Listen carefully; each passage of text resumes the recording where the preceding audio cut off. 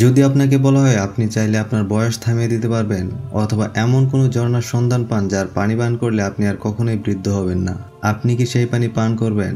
Fountain of youth, যা আমাদের এই পুরনো স্বপ্নকে এক ভয়ঙ্কর দুঃস্বপ্নে পরিণত করে।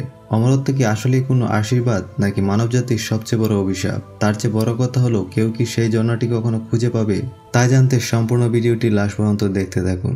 মুভিটির শুরুতে আমরা লিউক নামের একজন আর্কিওলজিস্টকে দেখতে পাই, যে একটি মূল্যবান পেন্টিং চুরি করে পালাচ্ছে, কিন্তু তার পেছনে কিছু লোক তাড়া করছে যারা ওই পেন্টিংটি তার থেকে ছিনিয়ে নিতে চায়। এর মাঝে কাশিম নামের একজন লোকের কাছ থেকে বারবার ফোন আসছিল, কিন্তু লিউক প্রতিবারই তার ফোনটি কেটে দেয়। এরপর কোনো মতে তাদের থেকে পালিয়ে সে একটি ট্রেনে উঠে পড়ে এবং সেখানে গভীর ঘুমে তলিয়ে যায়।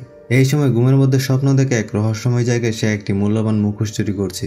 তখন হঠাৎ তার ঘুম ভেঙে যায় আর সামনে দেখে অ্যাজবি নামের একটি মেয়ে বসে আছে। তার কাজ হলো সেই মূল্যবান পেন্টিংটি হাতানো, যা পাওয়ার জন্য প্রত্যেক ধনকুবের স্বপ্ন দেখে। তাই আজ সেই কাজের জন্য লিউকের কাছে এসেছে, কারণ সে জানে লিউকের কাছে তার কাঙ্ক্ষিত পেন্টিংটি রয়েছে।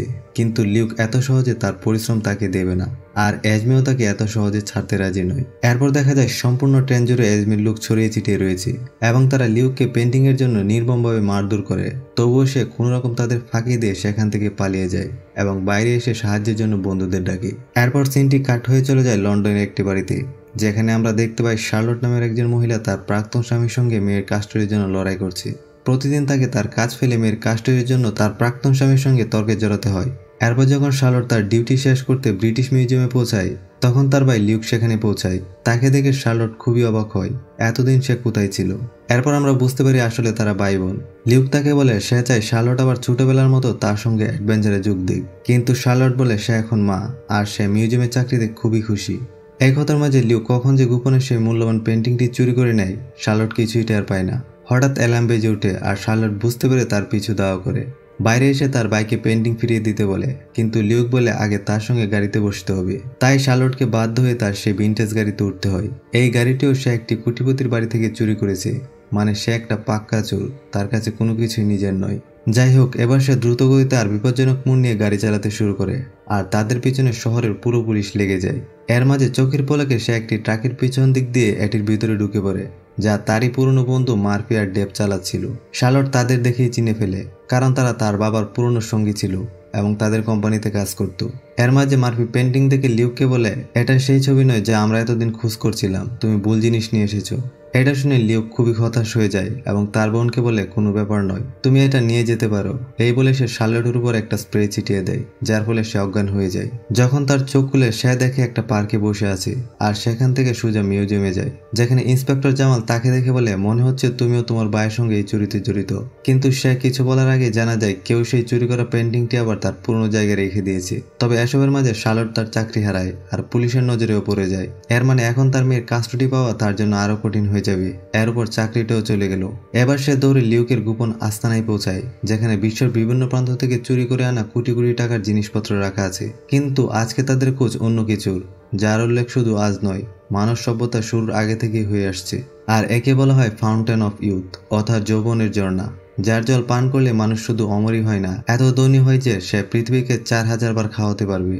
কিন্তু লিউক এটা একা করতে পারবে না, তাই তার সঙ্গে আছে ওবেন, যিনি একজন বিলিনিয়ার এবং তার ক্যান্সার ধরা পড়েছে। তাই সে চায় লিউক তার জন্য সেই জনাটি খুঁজে বের করুক, যার বিনিময়ে সে তাকে প্রচুর অর্থ দিতে রাজি। শার্লট যখন এই গল্প শুনে তখন তার মনে হয় এটা শুধুমাত্র কল্পনা, যা মানুষের বানানো গল্প। কিন্তু লিউক বলে গল্প তখনই তৈরি হয় যখন তাতে লাখো সত্যের ছোঁয়া থাকে। এই জনার উল্লেখ প্রতিটি ধর্মীয় বইয়ে ঈশ্বরের সঙ্গে জড়িত প্রতিটি বই আছে, কিন্তু ঈশ্বরের অবস্থান সবার থেকে লুকিয়ে রেখেছেন শুধু একটি পরিবার, যারা প্রজন্মের পর প্রজন্ম এটিকে রক্ষা করে আসছে, আর তাদের বলা হয় পথের রক্ষক। আর আমার মনে হয় অ্যাজমি সেই পরিবারের অংশ, কারণ সে এমন কিছু জানে যা অন্য কেউ জানে না। 1600 সালে শাসকদের দখলে ছিল এই জায়গা। তখন বিশ্বের 6 জন বিখ্যাত শিল্পী কিভাবে যেন এই জায়গায় প্রবেশের তথ্য পেয়ে যায়। এরপর তারা সেই ঝর্ণার অবস্থান 6টি পেন্টিং এ লুকিয়ে রাখে, যেগুলো লিউক এখনো চুরি করছে। প্রতিটি পেন্টিং এ ল্যাটিন ভাষায় কিছু লেখা আছে, কিন্তু কি সেটা তা এখনো বুঝে যায়নি। তখন শার্লট বলে সে একটি আসল রেম্বেট পেন্টিং বদলে এটির প্রথম কপি চুরি করেছে, তখন ওবেন তাকে আসলটির সম্পর্কে কিছু অজানা তথ্য দিতে বলে, কিন্তু শার্লট এই কাজে নিজেকে জড়াতে চায় না। তখন ওবেন তাকে একটি ভালো অফার দেয়, যদি সে তাদের সাহায্য করে তবে কাজ শেষে সে বিশ্বের সেরা আইনজীবী ভাড়া করবে, যাতে শার্লট তার মেয়ের কাস্টডি পায় এবং তার পুরনো চাকরিটিও ফিরে পায়। অনেক ভেবে শার্লট একটি হিন্ট দেয়, বলে যে ভ্যান্ডারবিল্ট পরিবার সম্পর্কে আরো তথ্য সংগ্রহ করো, ওটাই তোমার গুপ্তধনের চাবিকাঠি। সন্ধ্যায় লিউক একটি ক্যাফেতে বসে ভ্যান্ডারবিল্ট সম্পর্কে পড়ছে, তখন সেখানে এজমির সঙ্গে দেখা হয়। সে তাকে হুমকি দেয়, এগুলো খোঁজা থেকে সরে যাও, নইলে আমি তোমার পুরো টিমকে শেষ করে দেব। কিন্তু লিউক তার এই হুমকি দুমকি কানেই নেয় না। এরপর সে তার বাগনের কনসার্টে যায়, যেখানে শার্লটও ছিল। সে তাকে বলে আসল পেন্টিং এর খোঁজ পাওয়া গেছে, জানা গেছে শেষবার এটি কোথায় দেখা গিয়েছিল। কথা বলতে বলতে সে শার্লটকে তাদের সঙ্গে যেতে রাজি করায়। এরপর আমরা পুরো টিমকে একটি দ্বীপে দেখি। আসলে সেই পেন্টিংটি শেষবারের মতো একটি জাহাজে দেখা গিয়েছিল, যা ডুবে গেছে এবং এখন এটি বিশাল সমুদ্রের তলায়। কিন্তু তাদের যে কোনো মূল্যে এই পেন্টিংটি চাই, তাই তারা প্রথমে কয়েকটি ড্রোন পাঠায়, যা ডুবে যাওয়া জাহাজের সামনের অংশটি কেটে ফেলে। এরপর এর চারদিকে সুইমার বেলুন লাগিয়ে দেয়, যার সাহায্যে জাহাজের সেই অংশটুকু পানির উপর ভেসে ওঠে। এতে তাদের কাজ আরো সহজ হয়ে যায়। লিউক এবং শার্লট তৎক্ষণাৎ জাহাজের ভিতর ঢুকে প্রতিটি জিনিস খোঁজা শুরু করে। এর মধ্যে তারা একটি লকার খুঁজে পায়, যেখানে কিছু মূল্যবান গহনা ছিল। লিউক সেগুলো চুরি করতে যায়, কিন্তু শার্লট তাকে বাধা দেয়। সে বলে তারা চোর নয়, তাই শুধু সেই জিনিসই খুঁজবে যার জন্য তারা এসেছে। এদিকে জাহাজের অন্য টিমের কাছে রাডারে কারো আসার খবর আসে। আসলে এরা আর কেউ নয়, এজমি এবং তার লোকজন, যারা জেনে গেছে লিউক এবং তার টিম শেষ পেন্টিং এর খোঁজ পেয়ে গেছে। কিন্তু কথা হলো, এজমি কিভাবে প্রতিবার সব জায়গায় পৌঁছে যায়? লিউক যা বলেছিল তা কি আসলেই সত্যি? যাই হোক, এদিকে এই ভাই বোন অনেকক্ষণ খোঁজাখুঁজি করে অবশেষে তাদের সেই কাঙ্ক্ষিত পেন্টিংটি পায় এবং তারা খুব খুশি হয়। কিন্তু তারা বের হওয়ার আগে যে সুইমার বেলুনগুলো লাগানো ছিল সেগুলো ধীরে ধীরে নষ্ট হতে শুরু করে। এর মানে জাহাজের সেই অংশ অল্প কিছুক্ষণের মধ্যে পানির নিচে তলিয়ে যাবে। এর মাঝে পানি দ্রুত জাহাজের ভিতর প্রবেশ করতে শুরু করে, তাই তারা তাড়াতাড়ি উপরে উঠে আসে। আর তখনই তাদের সামনে এজমি এবং তার অস্ত্রধারী লোকজন হাজির হয়ে যায়। এখন তাদের কাছে একটি রাস্তা রয়েছে, তাদের সঙ্গে লড়াই করা, নইলে কাঙ্ক্ষিত পেন্টিংটি তাদের হাতছাড়া হয়ে যাবে। তাই লিউক পুরোদমে লড়াই শুরু করে এবং এদিক ওদিক গুলি চালাতে থাকে। কিছু গুলি বেলুনে লাগে এবং কিছু উপরে থাকা উড়ন্ত হেলিকপ্টারে গিয়ে লাগে, যার ফলে হেলিকপ্টার সেখান থেকে চলে যায়। আর জাহাজও দ্রুত পানিতে ডুবতে শুরু করে, তাই তাদের সেখান থেকে তাড়াতাড়ি বের হতে হবে। কিন্তু লড়াইয়ের সময় পেন্টিং এর ব্যাগ পানিতে কোথাও পড়ে যায়। এর মাঝে এজমি ও শার্লটকে জিম্মি করে ফেলে। এখন লিউক দুদিক থেকে ফেসে গেছে। এদিকে জাহাজ আরো দ্রুত তলিয়ে যেতে শুরু করে। হঠাৎ শার্লট তাকে ঘুষি দেওয়ার ফলে এজমি জাহাজের বারান্দা থেকে নিচে পড়ে যায়।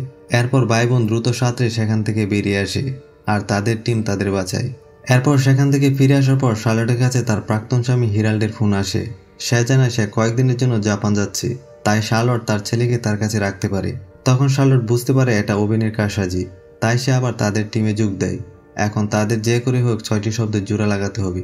তারা জানতে পারে 6টি অক্ষর মিলে যে শব্দ হয় তা হলো বিট, আর এটি 1600 সালে লেখা একটি ভুলভাবে ছাপানো বাইবেল, যেখানে কিছু তথ্য ইচ্ছাকৃতভাবে বিকৃত করে লেখা হয়েছিল।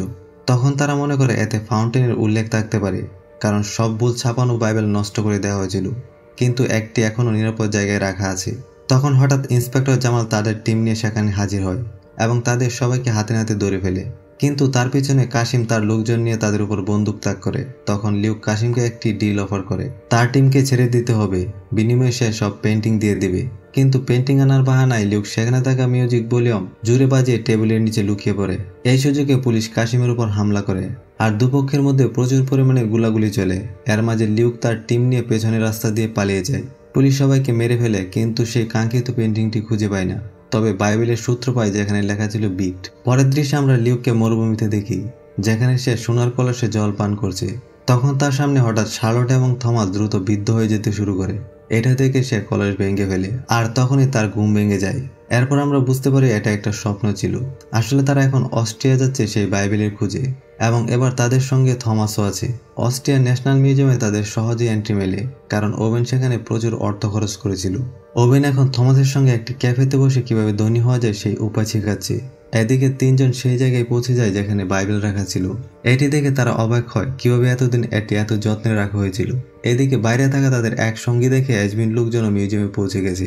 এই এজমি সত্যি সত্যি সব জায়গায় পৌঁছে যায়, তাই সে লিউককে এই খবর দেয়। তখন একজন মিউজিয়ামের স্টাফ তাদের জানায় একটি ভুলের কারণে এই বাইবেল এতদিন কেউ খুঁজে পায়নি। এর মধ্যে লিউকের এজমির সঙ্গে দেখা হয়ে যায়। তারপর দুজনের মধ্যে তুমুল ফাইট হয়, কিন্তু শেষ পর্যন্ত লিউক এজমিকে হারিয়ে দেয়। কিন্তু এখন তারা সামনের দরজা দিয়ে বের হতে পারবে না, তাই তারা একটি পরিকল্পনা করে। তখন তারা সেই জায়গায় ছোট্ট একটি বিস্ফোরণ ঘটায়, যার ফলে একটি পথ তৈরি হয়। এই পথ দিয়ে তারা ম্যানহোলের মাধ্যমে বাইবেল নিয়ে পালিয়ে যায়। এদিকে ওবেনের উপর কিছু লোক হামলা করে, কিন্তু ওবেন তাদের মোকাবেলা করে এবং থমাসকে বাঁচায়। এর মধ্যে জামাল তার লোকজন নিয়ে মিউজিয়ামে পৌঁছে সেখানে তদন্ত শুরু করে। আর হোটেলে বসে তাদের এই টিম বাইবেলের বর্ডারে লেখা 7টি শব্দ বোঝার চেষ্টা করে, কিন্তু কেউ কিছু বুঝতে পারে না আসলে সেটা কি। এর মধ্যে শার্লট তার টিম ছাড়ার কথা বলে, কারণ তার মেয়ের উপর এখন বিপদ ঘনিয়ে আসছে।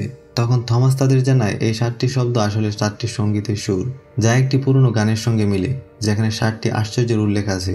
তারা 7টি আশ্চর্যকে ম্যাপে দেখে এবং পেন্টিং থেকে পাওয়া পাথরের সঙ্গে মিলিয়ে দেখে। সবকিছু ঠিক ছিল শুধু গিজার পিরামিড ছাড়া, অর্থাৎ যা তারা খুঁজছে তা সেই জায়গাতেই আছে। তাই পুরো টিম মিশরের উদ্দেশ্যে রওনা দেয়। অন্যদিকে এজমিকে প্রক্টরের নেতা একটি বিশেষ চাবি দেয়, যা দিয়ে সে ঝর্ণাটি বন্ধ করতে পারে। এদিকে শার্লট যখন ওবেন নিরাপত্তারক্ষীদের হাতে অনেকগুলো ব্যাগ দেখে তখন বেশ অবাক হয়, কিন্তু ওবেন তাকে কিছুই জানায়নি। গাইড তাদের ভিতরে নিয়ে যায়, কিন্তু সিক্রেট চেম্বার খোলার অনুমতি তার কাছেও নেই। তাই ওবেনের লোকজন ব্যাগ খুলে আর সেখান থেকে একটি মেশিন বের করে। গাইড এবং শার্লট তাদের এটা করতে বারণ করে, কিন্তু ওবেনের আচরণ ধীরে ধীরে অদ্ভুত হয়ে যাচ্ছে। এদিকে জামাল পুলিশ ফোর্স নিয়ে আসছে, তখন ওবেনের নিরাপত্তারক্ষীরা তার উপর গুলি চালায়। উভয় পক্ষ থেকে গুলি চলে। এর মধ্যে আমরা এজমিকে দেখি যে দূরে দাঁড়িয়ে সব দেখছে। যখন তারা খনন করে নিচে পৌঁছে সেখানে একটি বিশেষ কাঠামো দেখা যায়, যা সরানো অসম্ভব। তারা সেই কাঠামো ভাঙার চেষ্টা করে, কিন্তু লিউক এবং শার্লট তাদের বাধা দেয়। তখন থমাস সেখানে কিছু পুরনো বাদ্যযন্ত্র বাজানো শুরু করে, যার ফলে একটি শব্দ তৈরি হয় এবং এই কাঠামোটি নিজে থেকেই খুলে যায়। এরপর তারা নিচে যায়, দেখতে পায় দেয়ালে প্রাচীন সিম্বল আঁকা রয়েছে। উপরে তখন তুমুল যুদ্ধ শুরু হয়েছে। মার্ফি এবং ডেভ ওবেনের নিরাপত্তারক্ষীদের সঙ্গে লড়ছে, কিন্তু এর মাঝে ডেভ গুলিবিদ্ধ হয়। জামাল এসে তাদের বাঁচায় এবং তারা পিরামিডের ভিতরে যায়। তাদের টিম দ্রুত নিচে যাচ্ছে, কারণ লিউক এই জায়গার পথ জানে। ধীরে ধীরে তারা বিভিন্ন রহস্যময় রাস্তা পার করে অবশেষে একদম নিচে পৌঁছে। পিছনে এজমিও পৌঁছে যায়। পথে তারা দেখতে পায় একটি জায়গায় কিছু জল জমা রয়েছে। ওবেন লিউককে বলে তাকে আগে জল পান করতে হবে। তখন শার্লট বুঝে যায় ওবেন অসুস্থ নয়, সে শুধু এটি বিক্রি করে ধনী হতে চায়। শার্লট দেয়ালে লেখা প্রাচীন শব্দ ব্যাখ্যা করে, যেখানে বলা আছে যদি কেউ এর যোগ্য না হয় তবে সে অমর হওয়ার বদলে অভিশপ্ত হবে। কিন্তু ওবেন লোভে পাগল হয়ে যায়। সে লিউকের হাতে গুলি করে এবং বলে তাড়াতাড়ি করো, নইলে সবাইকে শেষ করে দিব। তাই লিউককে জল তুলতে হয়। জল হাতে নিতে একটি জনার আকৃতি তৈরি হয়, আর তার হাতের ক্ষত পুরোপুরি সেরে যায়। কিন্তু যখন সে জল মুখের কাছে নিয়ে যায়, দেখে থমাস এবং শার্লট বৃদ্ধ হয়ে যাচ্ছে।